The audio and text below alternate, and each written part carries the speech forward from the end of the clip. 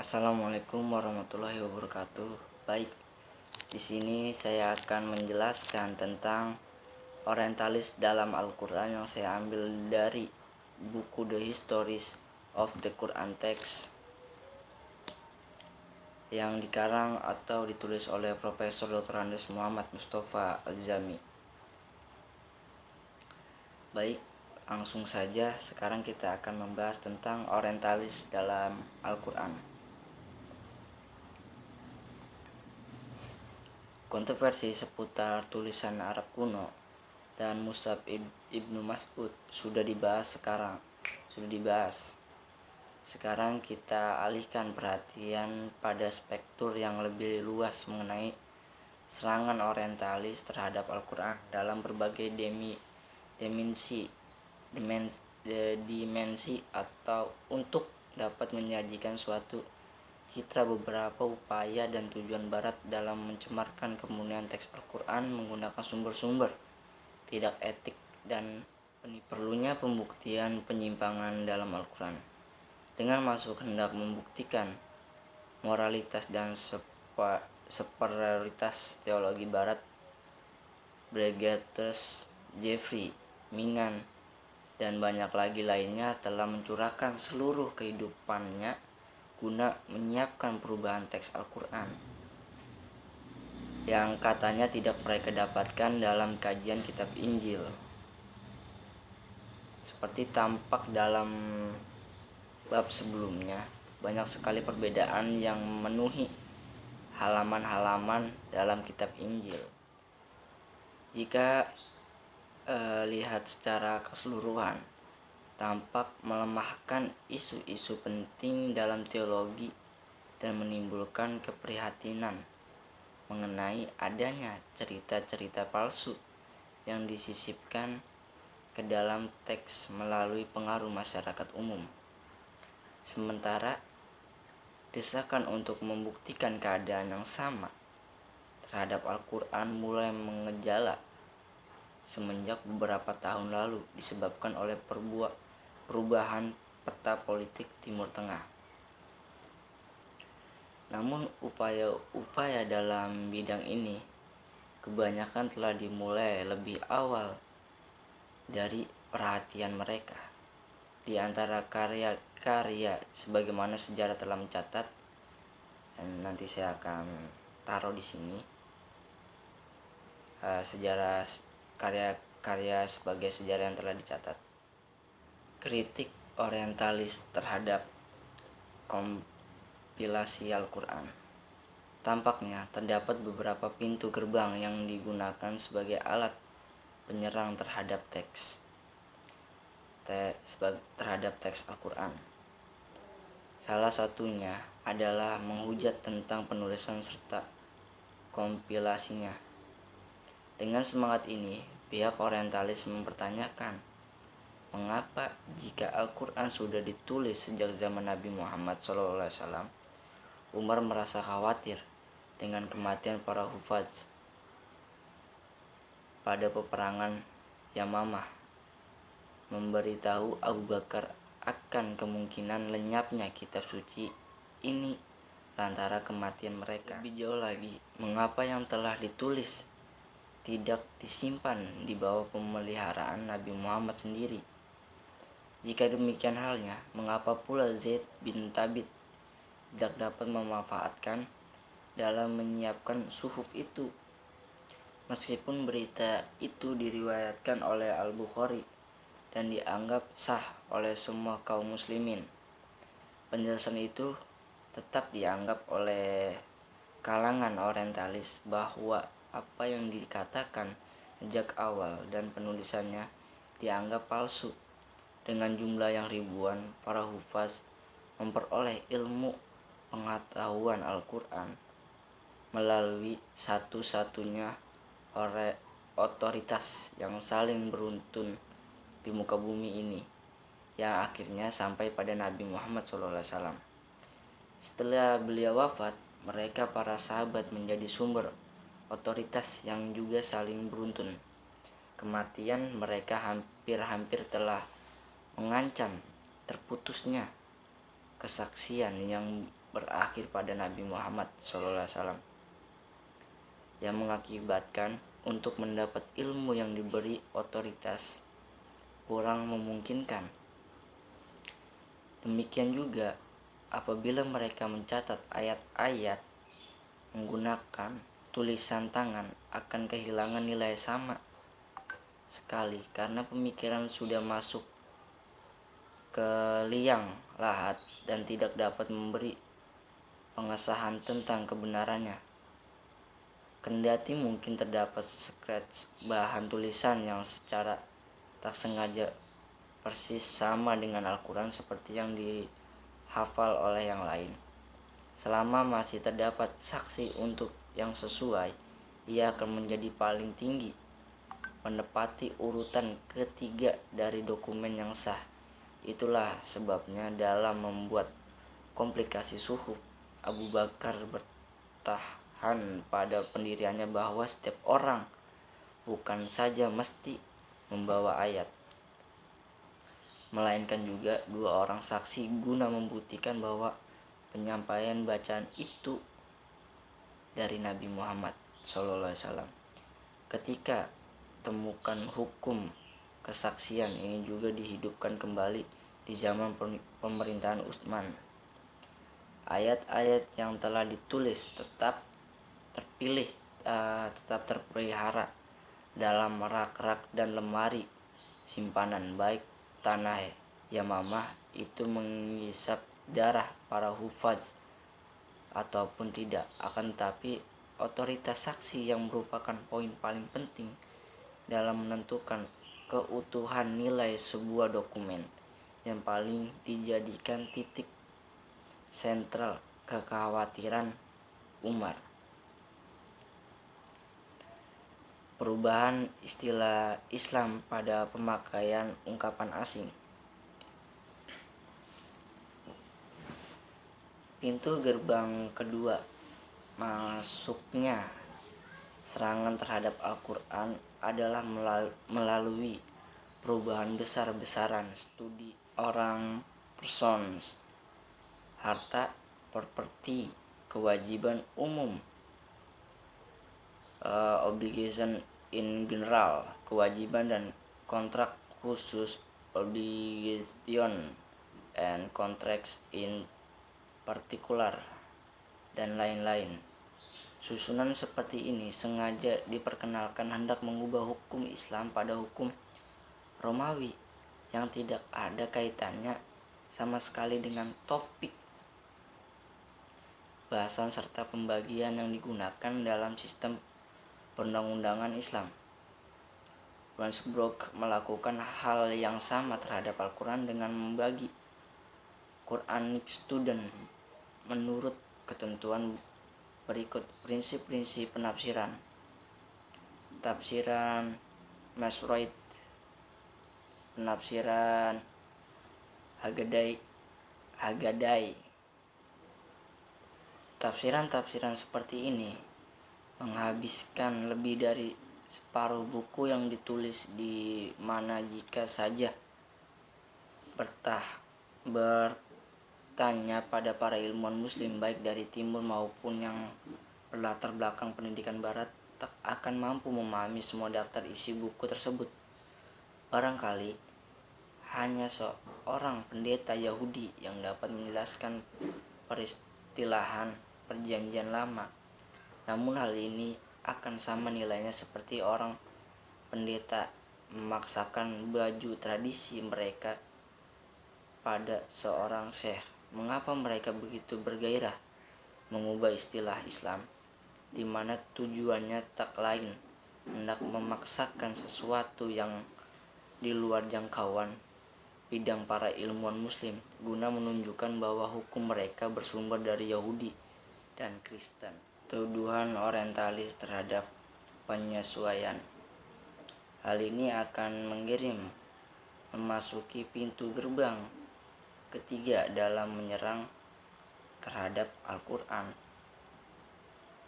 Perulangan tuduhan yang ditunjukkan kepada Islam yang merupakan pemalsuan terhadap agama Yahudi dan Kristen atau bagian dari sikap curang dalam memanfaatkan literatur kitab suci untuk kepentingan sendiri. Wainsford sebagai seorang pengkakas tak tergoyahkan dalam pemikiran ini tetap ngotot.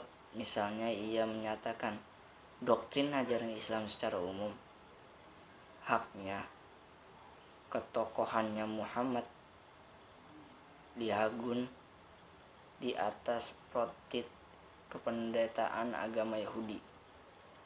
Di sini kita hendak mengkaji rasa sentimen kedua orang ilmuwan tersebut yang menulis menggunakan alur pemikiran yang senada. Tuduhan dan penyesuaian kata merusakkan.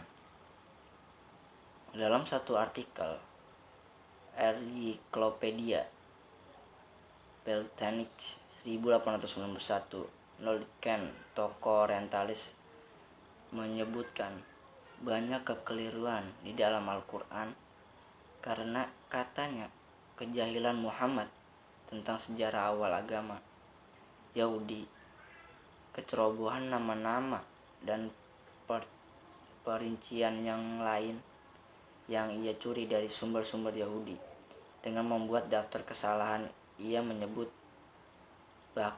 orang Yahudi yang paling tolol sekalipun tidak akan pernah salah menyebut Haman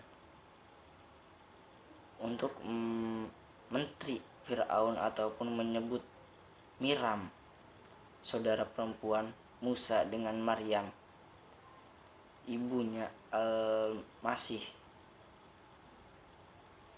Dalam kebodohannya tentang sesuatu di luar tanah Arab, ia menyebutkan suburnya negeri Mesir di mana hujan hampir-hampir tidak pernah kelihatan dan tidak pernah hilang karena hujan, dan bukan karena kebanjiran yang disebabkan oleh sungai Nil. Ini merupakan satu upaya yang menyedihkan, hendak mengubah wajah Islam menggunakan istilah orang lain. Siapa orang yang menyebut bahwa Firaun tidak memiliki seorang menteri yang bernama Haman hanya karena tidak disebut dalam kitab suci yang terdahulu? Dalam kebohongannya, Nolden tidak malu menunjukkan bahwa Al-Quran menyebut Maryam, ibu Al-Masih, sebagai saudara perempuan Harun, bukan Musa. Harun ada di jajaran terdepan dalam kependetaan orang-orang Bani Israel yang menurut Perjanjian Baru Elizabeth, saudara sepupu Maryam, dan juga ibunya Yunus semua lahir dari keluarga pendeta. Antara itu merupakan anak-anak perempuan Harun. Dengan kepanjangan itu kita dapat secara meyakinkan mengatakan baik Maryam ataupun Elizabeth sebagai saudara perempuan Harun atau anak-anak perempuan Imron, ayah Harun. Apakah tuduhan Nolden mengenai kesuburan negeri Mesir, membanjirinya sungai Nil adalah karena dia sebagian daerah sumber utama karena adanya perbedaan curah hujan seperti telah dibuktikan para pakar lingkungan? Namun demikian, mari kita singkirkan terlebih dahulu akan hal ini dan lihatlah ayat 12 sampai fokusnya. Saya serahkan kepada para pembaca meneliti sendiri atau tidaknya penyebutan kata hujan pada ayat itu. Sebenarnya tuduhan seperti itu muncul dari kekalutan pikiran Nolden terhadap kata benda hujan dan pengucapannya. Sebuah Injil palsu. Ini satu tuduhan lagi yang dialamatkan terhadap Al-Quran oleh Hirschfeld. Jika kata Injil ditunjukkan pada Perjanjian Baru, mari kita ingat kembali dua doktrin utama dalam agama Kristen: dosa warisan dan dosa penebusan. Yang pertama adalah warisan otomatis yang ada pada setiap insan karena mereka keturunan Adam. Sedangkan yang kedua karena terbentuknya kepercayaan bahwa Tuhan telah mengorbankan satu-satunya anak yang lahir ke dunia sebagai penghapus dosa. Tetapi Al-Quran dengan tegas menolak kedua-duanya dan tidak seorang membuat dosa melainkan kemudarotannya kembali kepada dirinya sendiri, dan seseorang yang berdosa tidak akan memikul dosa orang lain. Terlintas dalam penyelamatan melalui Al-Masih sebagai esensi ajaran Kristen tidak diberi pulang sama sekali dalam Al-Quran, sementara cerita-cerita Injil yang tidak lebih dari sekedar masalah kesejarahan, bukan keyakinan ideologi. Beberapa motivasi orientalis kajian subjektif. Beberapa motivasi orientalis kajian subjektif. Meskipun semua tendensi yang ada berseberangan dengan tradisi keislaman, para ilmuwan barat tetap berusaha meyakinkan bahwa mereka sedang memberi pelayanan terhadap kaum muslim dengan menyajikan kajian murni, tidak setengah-setengah, dan berlaku jujur. Implikasi adalah seorang ilmuwan muslim yang katanya dikelabui oleh keimanan tidak dapat memahami mana yang salah dan yang benar ketika menganalisis keyakinan mereka. Jika ini betul, sekurang-kurangnya kita mesti bersedia meneliti orientalisme dan kaitannya dengan kepercayaan dan prinsip yang dianut. Karena mengatakan satu kelompok bersikap melihat tidak semestinya dapat menjamin bahwa kelompok lain lebih objektif. Meneliti akar orientalisme menghendaki studi yang mendalam tentang masalah-masalah politik dulu dan hari ini, guna menyiapkan beberapa pandangan yang melingkari motivasi mereka sehingga para pembaca dapat mengukur kajian barat terhadap Al-Quran sebagaimana mestinya. Menggunakan analogi Yahudi sebelum membicarakan orientalisme, saya ingin mengangkat satu pertanyaan dengan menggunakan analogi dalam pandangan Yahudi. Dapatkah seorang ilmuwan yang anti semitisme dikatakan tidak memihak ketika mengkaji dokumen mereka seperti Perjanjian Lama atau gulungan kertas laut mati? Apapun keputusan yang diberikan, baik positif maupun negatif, hendaknya juga ditetapkan pada kalangan orientalis yang seharusnya berlaku jujur saat melakukan pembedahan terhadap ajaran Islam. Validasi sebuah karya anti-Smith. Friedrich, seorang ilmuwan Kristen dan salah seorang pendiri arkeologi, berasal dari kalangan tradisi keilmuan Perjanjian Lama yang hebat, di mana ia sendiri sedikit berbau darah Yahudi. Namun demikian, pandangannya terhadap Perjanjian Lama betul-betul sinis. Perjanjian Lama yang penuh dengan berbagai penipuan benar-benar amburadul serta menggelirukan, tidak diterima oleh akal sehat. Figur-figur tokoh yang tak dapat dipercaya, termasuk kronologi biblikal, benar-benar merupakan demonstrasi kepalsuan yang serba simpang siur, kerja ulang yang menggelikan, revisi dan transposisi, campuran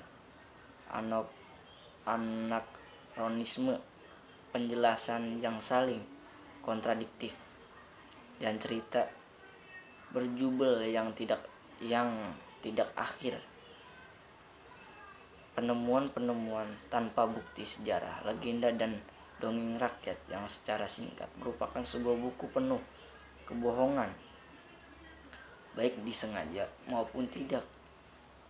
Sebagian adalah penipuan sendiri, buku yang sangat berbahaya, dan siapa yang membaca harus siaga dengan sikap ekstra hati-hati. Dapatkah ilmuwan yang anti-Yahudi tidak memihak ketika berhubungan dengan satu tema tentang keyahudian? John Struggle, seorang guru besar dari Universitas Harvard, menunjukkan jabatan sebagai pemimpin redaksi resmi tim editorial The Sea Scroll pada tahun 1987 yang akhirnya dipecat, yang dipublikasikan secara luas 3 tahun kemudian. Masalahnya bermula dengan wawancara yang dilakukan oleh seorang wartawan Israel, Avi Gazman, seperti dimuatan dalam harian Haaretz 9 November 1990, di mana karena menderita depresi mental, ia mengungkapkan perasaan anti-Yahudi, diantaranya adalah agama Yahudi sebagai agama yang mengerikan, yang menyatakan bahwa masalah agama Yahudi dapat diselesaikan dengan baik melalui maksudnya orang-orang Yahudi dalam agama Kristen secara massal, dan juga pernyataan bahwa agama Yahudi pada dasarnya bersifat rasialis, walaupun ia katakan pada awal wawancara tidak berniat supaya dikatakan anti-Semit. Gazman tidak peduli akan pemerintahan mereka dan bahkan mengkritik dengan istilah yang vulgar. Dalam hal ini, Struggle curiga bahwa di belakang Mr. Gazman ada satu kebimbangan. Apakah keilmuan Kristen dapat melakukan penelitian secara memihak dengan sistem scroll, karena bahan itu merupakan dokumen milik sekta Yahudi? Saya merasa geli, ya kan, saat mendengar orang seperti Sid Friedman dari Universitas New York mengatakan, amat disayangkan tidak ada ilmuwan Yahudi yang sedang melakukan kajian teks-teks tersebut. Apakah para ilmuwan Yahudi bebas mengkaji topik-topik keyahudian? Kita telah menunjukkan dua permasalahan di mana tuduhan anti-Semit menyebabkan larangan para ilmuwan hebat melakukan kajian terhadap tema-tema yang berkaitan dengan agama Yahudi. Namun bagaimana nasib para ilmuwan Yahudi yang hebat? Apakah semestinya mereka juga dianggap layak mengkaji bahan-bahan yang sensitif? Dead Sea Scroll, gulungan kertas laut mati, ditemukan pada awal tahun 1947. Kendati tim redaksi telah menyelesaikan satu transkrip keseluruhan teks pada akhir tahun 1950-an, termasuk seluruh indeks, ia tetap menjadi rahasia, bukan saja mengenai transkrip, tetapi mengenai kebenaran teks itu sendiri. Dengan mengambil waktu yang cukup lama, tim telah menghabiskan waktu selama 40 tahun dan hanya mampu menerbitkan 20% dari keseluruhan teks yang ditugaskan maksudnya. Herschel Sack, pemimpin redaksi Biblical Archaeology Review, memojokkan direktur bidang pergambarkan anti-Israel selama lebih dari 25 tahun dalam mencari indeks, di mana ia mengakui ketidaktahuan tentang masalah tersebut. Sementara kalangan akademik mendesak ingin mendapatkan edisi faksimil dari teks yang belum diterbitkan, yang hanya memperoleh respon yang kurang bersahabat dan dari para anggota redaksi Scroll, gunakan mempertahankan pengawasan sepenuhnya terhadap semua penemuan. Tindak balas kaum muslimin, penindasan orang Israel terhadap sejarah orang Palestina. Guru besar studi agama dari Universitas Stirling, pengarang sebuah makalah yang memicu kontroversi besar dari kalangan ilmuwan kitab Injil, menyatakan perlakuan konspirasi yang dilakukan oleh para ilmuwan Injil dan arkeologis, khususnya orang-orang Zionis, dalam satu bentuk bahwa penolakan terhadap sejarah orang-orang yang telah menetap lama sebelum orang-orang Israel di bumi Palestina zaman purba kala sejak tahun 1998. Sikap keilmuan orang-orang Israel, ia menyatakan, merupakan satu sejarah masa lampau di mana yang mengagung-agungkan upaya orang-orang Israel kuno dalam mendapatkan tanah Palestina, sambil meremehkan dan menghapus sejarah dan budaya orang-orang pribumi. Dengan begitu, para ilmuwan Injil bertujuan menghilangkan hak orang-orang Palestina dari tanah mereka di masa sekarang dengan cara membuang hak mereka di masa lampau. Studi tentang Injil telah membentuk sebagian penyusunan yang rumit tentang masalah keilmuan, ekonomi, dan kekuatan militer di mana orang-orang Palestina telah dinafikan kebenarannya dalam kehidupan masa kini dan sejarahnya.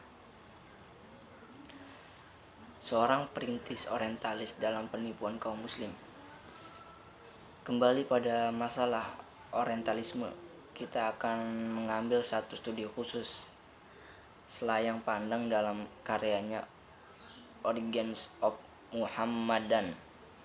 Jupri Korskert menulis, "Saya benar-benar terutang budi terhadap guru-guru studi Islam generasi masa lalu. Horgendorjet memang jarang muncul dalam buku ini. Namun demikian, jika kita sekarang dapat memahami tentang hukum Islam, hal itu adalah berkat jasanya. Tetapi siapa dia, Snok Horgendorjer itu? Ia adalah seorang orientalis penggagas agenda penipuan terhadap komunitas muslim Indonesia untuk menerima sistem eksploitasi pemerintahan jajahan Belanda. Islam adalah agama damai menurut seruannya, dan kewajiban orang-orang Islam menurut syariat adalah mematuhi perintah dan bukan melakukan penentangan dengan pukul kekerasan. Dengan pergi haji ke Mekah guna memperkuat pengaruhnya, ia berpura-pura menjadi orang Islam untuk mendapatkan popularitas yang lebih luas tanpa mengorbankan keseluruhan skop atau cakupan ambisinya. Edwin Said mencatat adanya kerjasama yang erat antara keilmuan dan penaklukan penjajahan militer secara yang tak dapat terpisahkan, seperti dalam kasus orientalis Snok Horgen yang mereka agung-agungkan, di mana dengan keyakinannya ia telah mendapat kemenangan dari kaum muslimin dalam melakukan kebrutalan agresi Belanda terhadap rakyat Aceh di Sumatera. Dan di atas segalanya, ia dapat sebagai seorang pelopor barat tentang hukum Islam. Tujuannya semakin jelas, sementara mereka yang dituding memberi ulasan yang tidak sesuai dengan agama Yahudi dicaci maki diasingkan dan dipecat. Sementara para anggota cendekiawan Yahudi mengancam sikap prejudis struggle mereka tetap apatis terhadap kefanatikan Israel pada budaya dan peninggalan kaum muslim. Di waktu yang sama, sikap penjudis yang jauh lebih besar dan sebagai tuan rumah agenda kolonial yang lain, dan sebagai pemimpin gereja yang menampilkan diri bukan sekedar dalam ucapan, melainkan dalam penipuan dan penguasaan militer, secara langsung diabaikan begitu saja. Sedangkan status dalam iklim budaya barat sebagai para pelopor orientalis tetap tidak pernah tersentuh. Perceraian untuk tidak berat sebelah. Satu perspektif sejarah Yahudi, Kristen, dan Romawi. Semua keilmuan orientalis dibangun di atas premis bahwa orang luar yang lebih cemerlang diberi kebebasan untuk memihak. Tetapi pernahkah anggapan objektivitas ini diberi peluang dalam tradisi Yahudi, Kristen, atau Barat? Di manakah mutiara hikmah diskursus ini dalam sejarah penulisan orang-orang Barat yang subjektif dan kasar itu?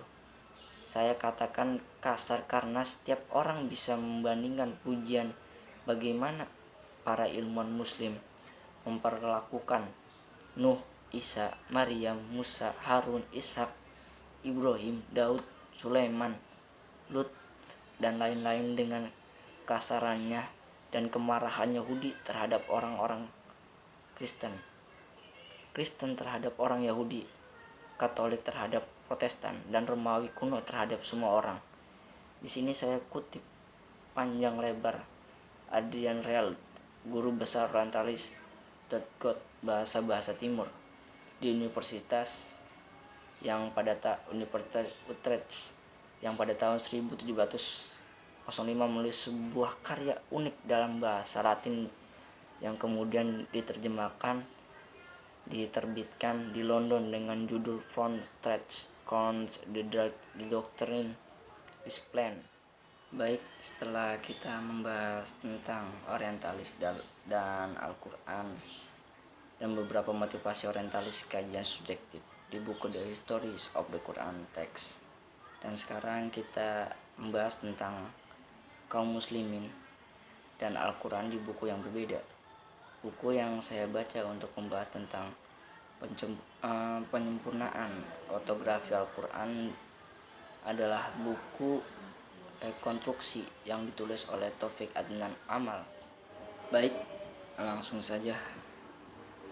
Kaum muslim dan Al-Quran. Penghafal dan pembaca Al-Quran. Dalam bab 4 telah diperlihatkan bahwa bentuk paling awal dari proses interaksi antara generasi pertama Islam dan kalam lillahi adalah penghafalan wahyu-wahyu yang diterima Nabi, bentuk tertulis atau ketika itu secara teknis dikenal sebagai scriptio defectiva, yang lebih direfleksikan dirinya sebagai alat untuk memudahkan hafalan, telah menunjang proses pemeliharaan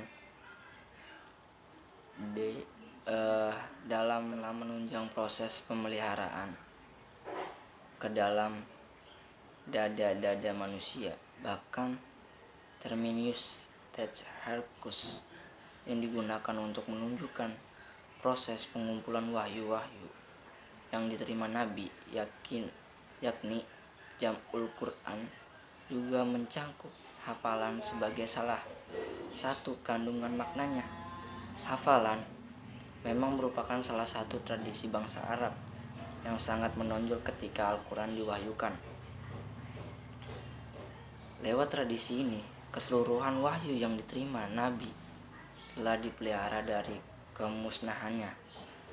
Belakangan ketika dilakukan kodifikasi resmi Al-Quran pada masa pemerintahan Khalifah Utsman, komisi yang dibentuk diketahui oleh Zaid ibnu Tasbit juga telah memanfaatkan dada manusia, yakni hafalan sebagai sumber kodifikasi di samping sumber-sumber tertulis lainnya. Dalam khasnah literatul Islam, selain tajwid, terdapat beberapa istilah lain yang lazim digunakan untuk merujuk ilmu spesifik pembacaan Al-Quran ini, yaitu tartil, berasal dari kata ratala, melakukan, menyanyikan, yang pada awal Islam hanya bermakna pembacaan Al-Quran secara melodik. Al-Suyuti menjelaskan bahwa tartil mencakup pemahaman tentang puasa dalam pembacaan dan artikulasi yang tahap huruf-huruf hijaiyah dewasa. Ini istilah tersebut tidak hanya merupakan satu tema generik untuk pembacaan Al-Quran, tetapi juga menunjukkan kepada pembacanya secara cermat dan perlahan-lahan. Tilawah berasal dari kata tala, membaca secara tenang, berimbang dan menyenangkan. Di masa pra-Islam, kata ini digunakan untuk merujuk pembacaan syair. Pembacaan semacam ini mencakup cara sederhana, pendengungan atau pelaguan yang disebut ternum. Qiraah berasal dari kata qira'a, membaca, yang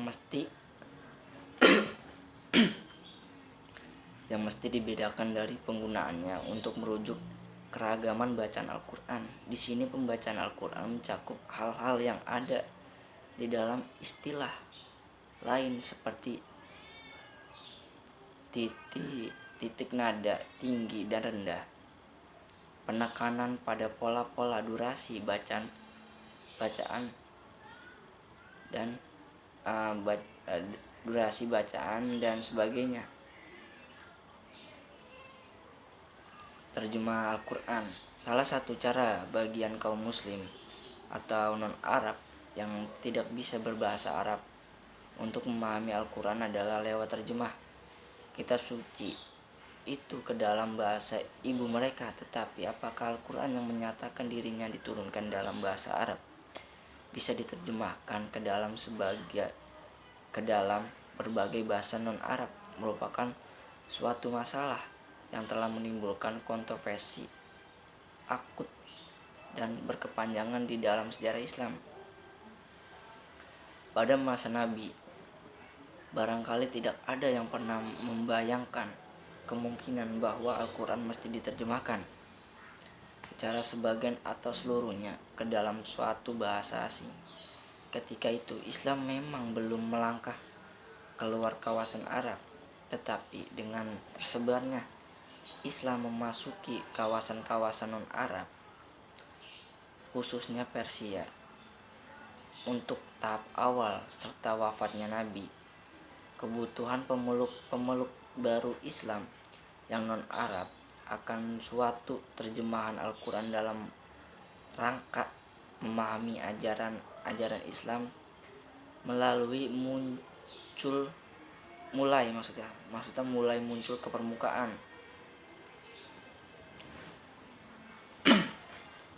Tafsir Al-Quran, upaya lain untuk memahami Al-Quran yang dalam kenyataannya paling banyak dilakukan di kalangan kaum muslimin adalah melalui tafsir. Istilah tafsir berasal dari kata fasaro, menjelaskan, menerangkan, menyikap atau menampakkan secara khusus bermakna penjelasan atas Al-Quran atau ilmu tentang penafsiran kitab suci tersebut. Sinonim untuk kata ini adalah syarah atau takwil. Istilah syarah tidak digunakan dalam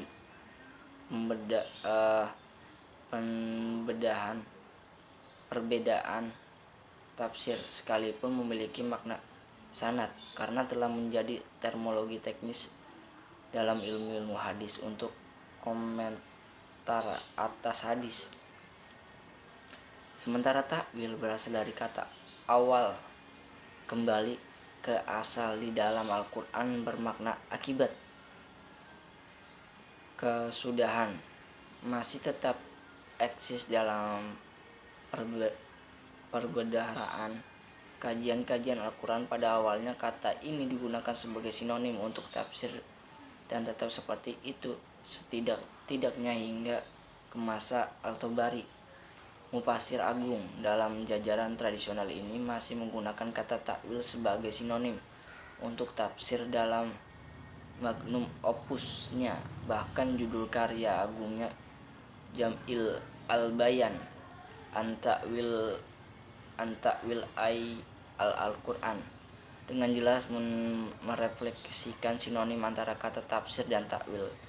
Penafsiran Al-Quran dilakukan Nabi direkam dalam berbagai koleksi hadis, biasanya dengan judul kitab At-Tafsir, yang disusun mengikuti sekuensi surat dalam Mushaf Utsman. Jumlah riwayat tafsir ini relatif sedikit atau tidak mencakup keseluruhan Al-Quran. Salah satu literasi paling populer di mana Nabi menafsirkan kata zulum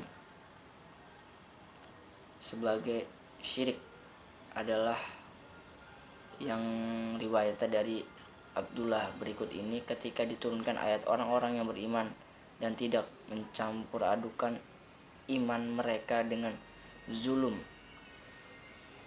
maka ia menyusahkan para sahabat dan mereka berkata, siapa di antara kita yang tidak mencampur adukan keimanan dalam kezaliman? Maka bersabdalah Nabi, ayat itu tidak seperti yang kalian pikirkan, tapi seperti yang dikatakan Luqman kepada anak, sesungguhnya syirik adalah kezaliman yang besar. Metode yang digunakan bin al-Suyuti dalam tafsir Al-Qur'annya adalah metode inovasi suaminya Al-Kuhli yang dikemukakan dalam buku Manahjil Ta'jid. Ia meringkas gagasan metodologis Al-Kuhlil itu sebagai berikut. Pada prinsip metodologi adalah penanganan yang objektif terhadap Al-Quran. Ia memulai dengan mengumpulkan semua surat dan ayat yang ada di dalam Al-Quran ke dalam tema yang akan dikaji.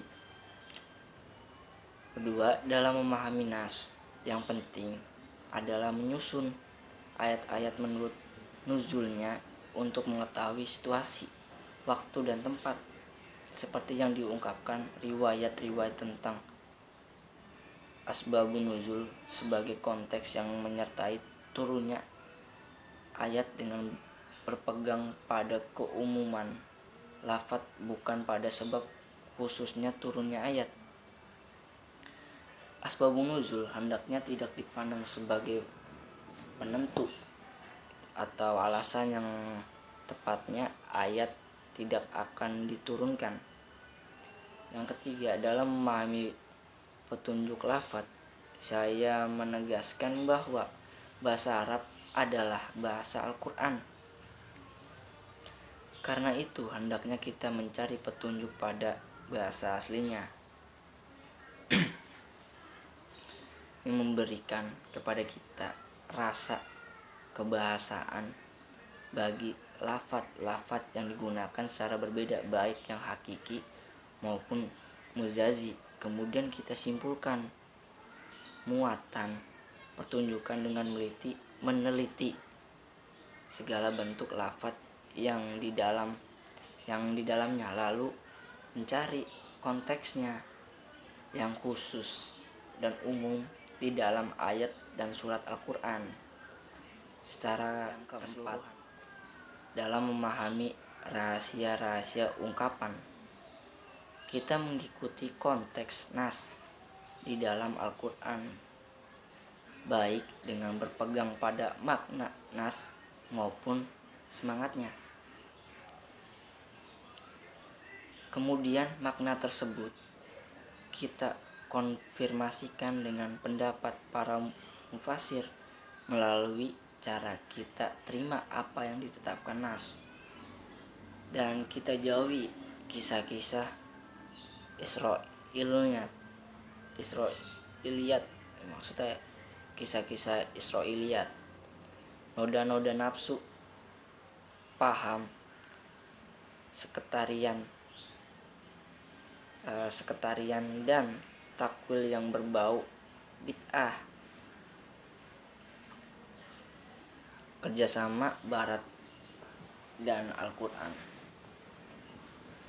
terjemahan dan syutingan Al-Quran, perhatian ilmiah kesejarahan Barat terhadap Al-Quran bermula dengan kunjungan Petrus Vanderbilt, kepala biar Cluny, ke Toledo pada perempatan kedua abad ke-12 dengan pertimbangan utama membasmi kepercayaan heretik yakni Yahudi dan Islam, dan membela keyakinan Kristiani. Ia membentuk dan membiayai suatu tim penerjemah yang ditugaskan menerjemahkan serangkaian teks Arab yang secara keseluruhan akan merupakan pijakan ilmiah bagi para misionaris Kristen yang berurusan dengan Islam. Hasil kerja tim tersebut dikenal sebagai Colonial Corpus, kemudian tersebar luas, tetapi kumpulan terjemah ini tidak digunakan secara menyeluruh. Hanya bagian-bagian yang memiliki manfaat langsung dan berguna dalam polemik yang dieksploitasi serta dikutip tanpa komentar. Tebal berikut memperlihatkan perbedaan sistem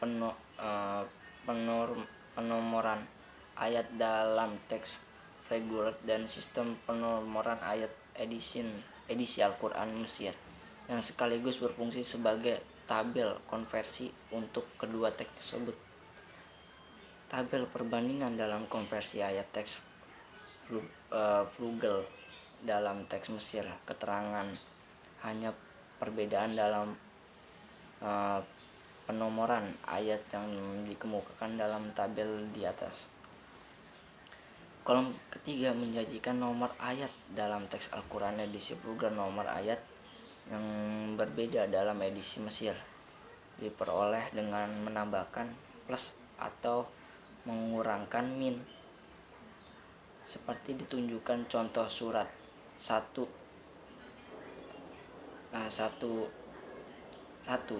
edisi Flugel sama dengan surat 1-2 dalam edisi Mesir, yang yakni diperoleh dengan menambahkan 1 plus 1 ayat pada titik-titik.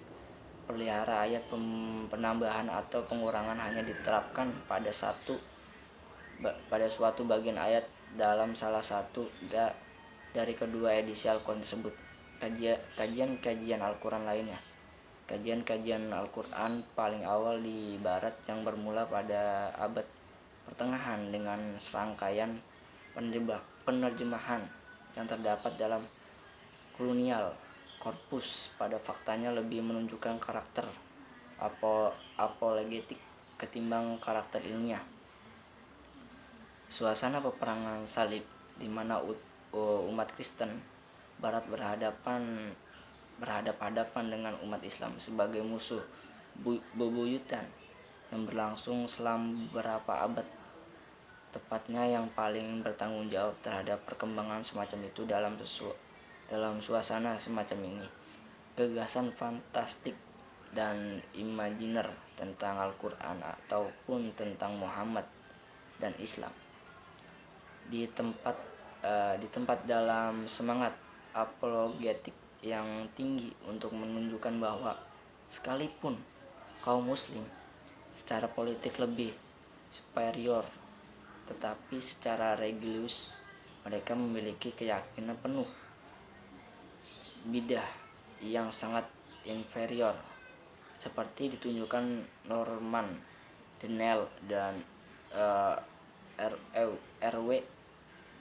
Southern.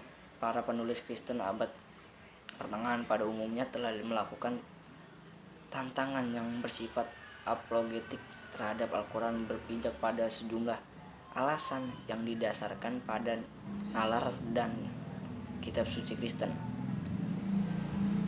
Secara konten, mereka menegaskan ketidakbenaran Al-Quran atau bahkan menuduh Muhammad sebagai nabi palsu.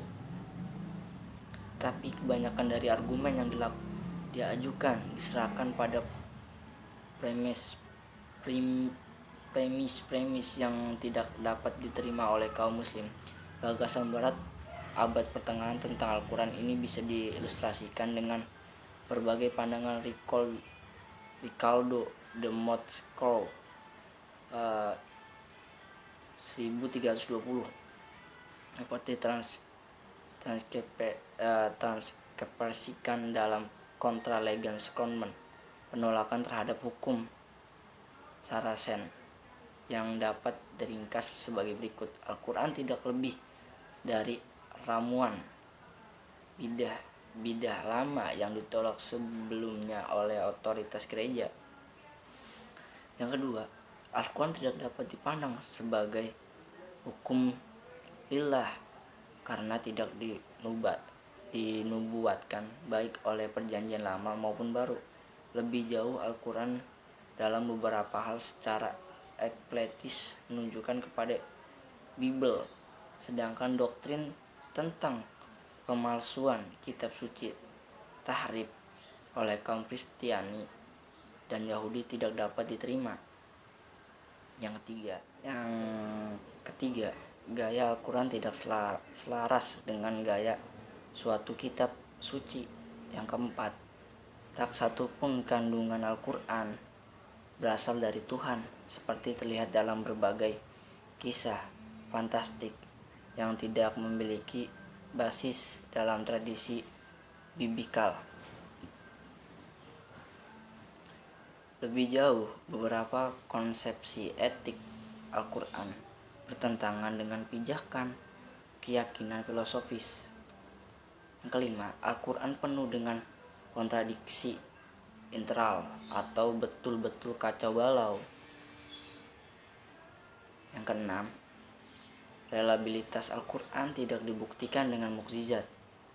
Pandangan populer kaum muslim bahwa Nabi telah mendatangkan mukjizat bertentangan dengan kesaktian Al-Quran sendiri. Yang ketujuh, Al-Quran menentang nalar atau reason. Hal ini terbukti oleh cara hidup Muhammad yang tidak bermoral atau oleh Al-Quran sendiri yang berisi keyakinan yang hina dan nonsense mengenai hal-hal yang bersifat ilahiyah. Yang kedelapan, Al-Quran mengajarkan kekerasan untuk menyebarkan Islam dan mengakui berbagai ketidakadilan seperti terlihat misalnya dalam surat 60. Teks Al-Quran yang ke-9, teks Al-Quran sebagaimana terlihat dalam sejarah tidak menunjukkan sebagian suatu kepastian. Yang ke-10, kisah Mi'raj Muhammad hanya merupakan fiksi dan rekayasa, berseberangan dengan Abdul Rauf Rahman dengan memanfaatkan refleksi filosofis John Wisdom dalam karya Outer Myth memandang bahwa kajian Islam yang dilakukan outsider bisa sama absahnya dengan insider. Kajian outsider yang dijalankan dengan tanpa prasangka atau open-minded, sensitif, simpatik, dan memiliki kriteria keilmuan yang layak atau knowledge serta ditunjukkan untuk pemahaman atau apresiasi intelektual, bukan hanya merupakan sejenis pengetahuan ilmiah, tetapi juga akan memungkinkan bagi insider dan outsider untuk saling bertukar pikiran. Serangan Abdul Rauf menurut Rahman hanya efektif terhadap non-muslim yang tidak memenuhi kriteria tersebut. Rahman mengakui bahwa merupakan tugas kaum muslim untuk mengungkapkan Islam, tetapi menurutnya muslim insider dan non-muslim outsider tentunya dapat bekerja sama pada level pemahaman intelektual. Cukup sekian dari saya. Bila ada penjelasan yang salah atau kurang, mohon dimaafkan karena saya juga masih belajar dan kurang pengetahuan juga. Bila ada kata-kata yang salah atau tidak kurang di hati Anda dan teman-teman semua, tolong dimaafkan. Wabillahi taufiq wal hidayah. Wassalamualaikum warahmatullahi wabarakatuh.